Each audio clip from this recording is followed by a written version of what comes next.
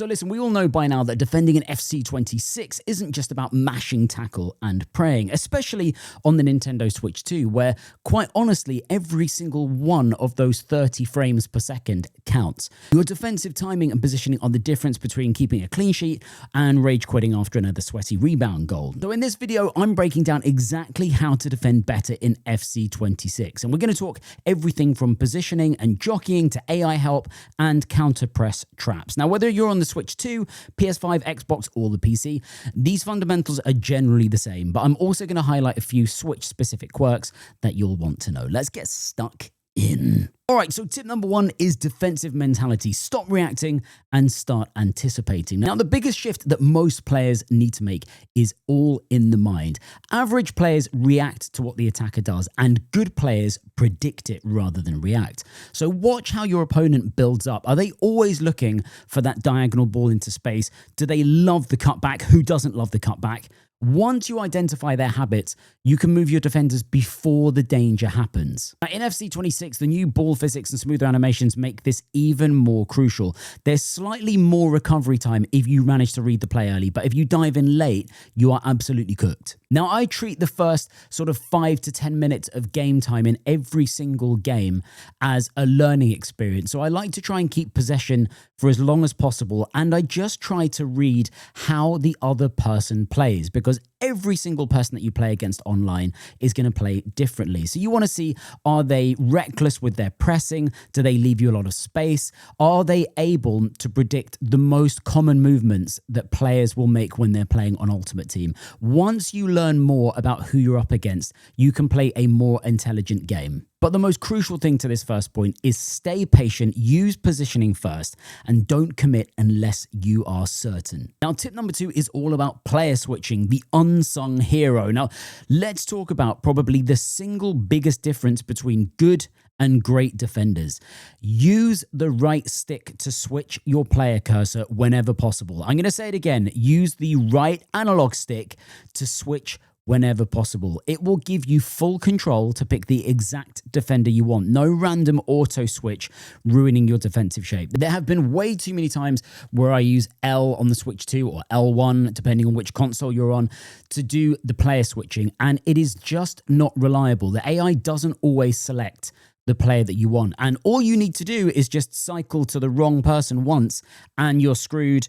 You will pull players out of position. You will concede a goal. Now, on the Switch 2, the slightly lower frame rate of 30 frames per second means that you will want to preempt your switch even earlier than on any of the other platforms. So tap that right stick in the direction of the player before the ball arrives and not after. Now, you're going to combine this concept with trigger discipline, so don't immediately rush in with pressure. Control the right man first, get him in position, then go for the challenge. And controlling the right man first and getting him into position leads us neatly into tip number 3. Almost never switch to your center backs. Now, this does kind of depend on the formation that you're running, and there are lots of meta formations at the moment. There isn't one size fits all, but it's still a very popular meta to run with at least one CDM, if not a double pivot. I'm still running with a double pivot, 2 CDMs in my 4-4-2 formation, and this works like a treat. Now, the point of this is don't ever switch to your center backs unless it's in your own box. Always try to play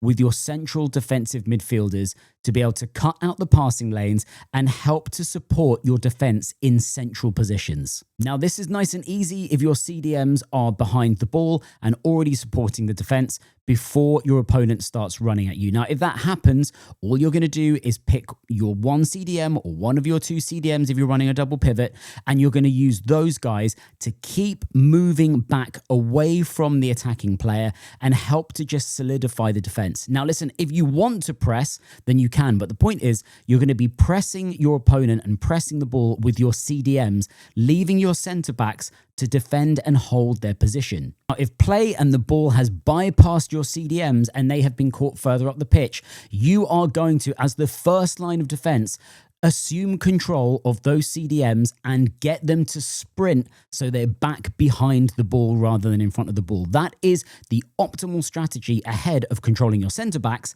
pressing with those, dragging them out of position, and leaving loads of space for your opponent to run in behind or play a ball in behind. I cannot tell you how critical this point is. The big part of defending an FC26 is making sure that you have enough people back behind the ball and that you are congesting the centre of the pitch. So even if your wingers and your fullbacks get bypassed, you have enough bodies centrally to deal with the threat. Now, getting your CDMs back to help your centre-backs, even if you're running two wide midfielders or wingers who are playing with inside forward roles, they're more likely to be in a central position as opposed to hugging the touchline. Once again, you can use those players and sprint them back into a defensive central position to help cover and defend for your centre-backs. Point number 4 is containing and jockeying. Now, master the basics. Here is where most people go wrong. They overcommit. Now, the contain button, which is ZL on the Switch 2 or Switch or L2 on the PlayStation and other platforms, is your very, very best friend. It lets you shadow the attacker, keeping just enough distance to react. Now, for tighter control, you're going to combine it with jockey, which is holding ZL and ZR or L2 and R2. It'll lock your defender's body shape and let you match the attacker's movements precisely. Now, the trick is to move laterally, not straight at them. So you're looking to keep your player between the attacker and the goal and force them wide. Trust me, this technique alone can halve the number of goals you concede. There is always going to be a temptation to just sprint towards the attacker.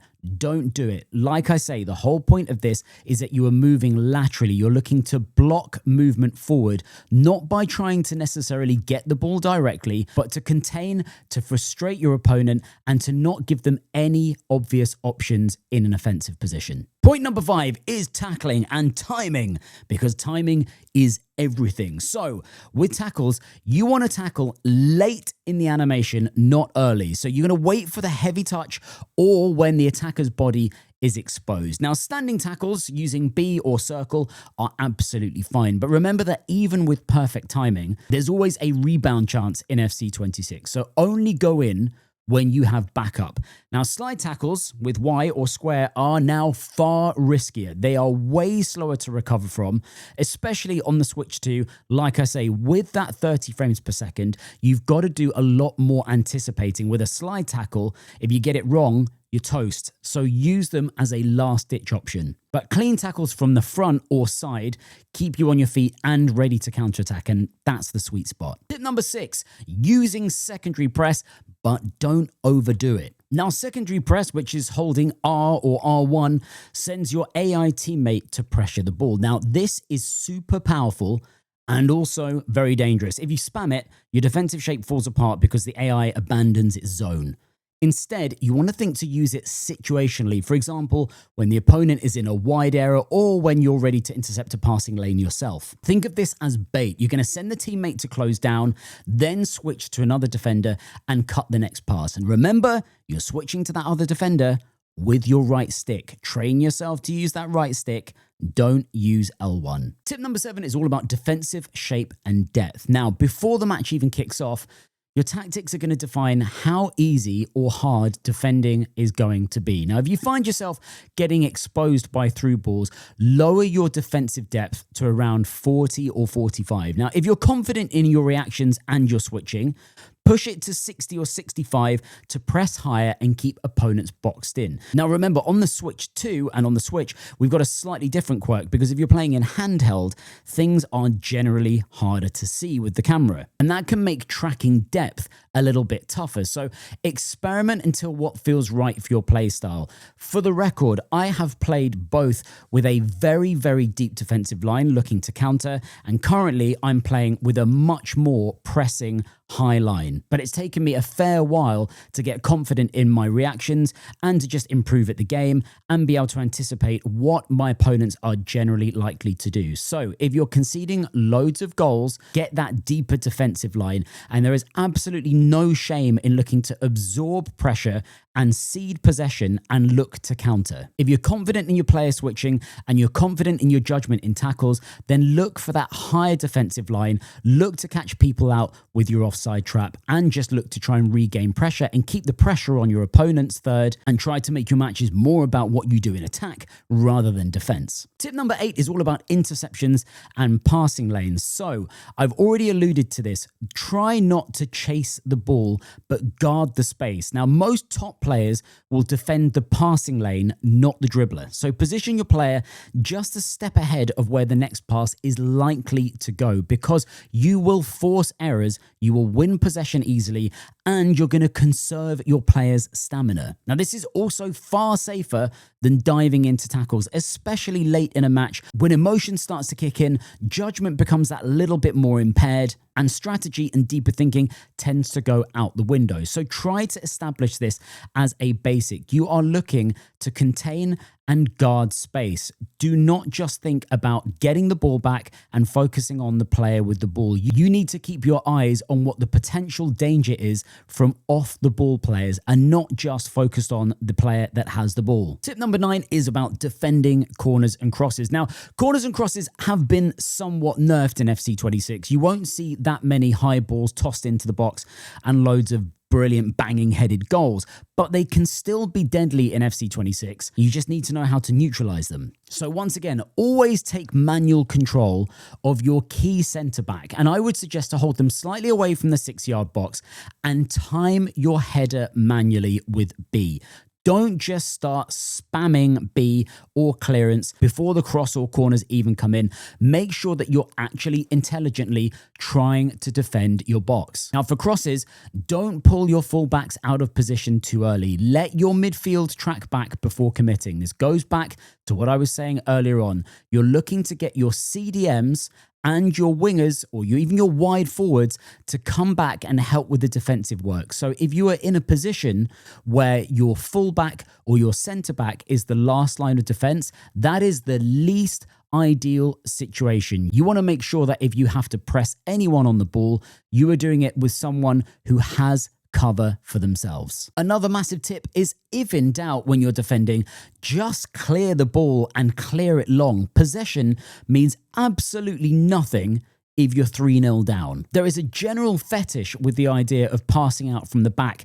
IRL and in FC26, you don't need to do it. There is absolutely nothing wrong of relieving some pressure by just smashing the ball upfield and being able to regroup. And this is actually a really good tactic if you find yourself in a position where you're having to defend without having a sufficient number of defenders. So you haven't dragged your midfielders back, or you haven't managed to drag your wingers back. If you feel like you're under pressure and you're outnumbered and one of your centre backs manages to get the ball, just clear it long and use that opportunity to actually be able to regroup, control your CDMs manually, get your midfielders back to help, and then when you do regain possession the next time, you're going to have easier outballs and short passes, and you'll be able to counter. So look, CaiLifers, defending in FC26 comes down to patience, anticipation, and composure. If you can master those 3, you will notice your results change overnight. Now, drop a comment if you've got a defending tip of your own that I haven't mentioned. And if you're on Switch 2,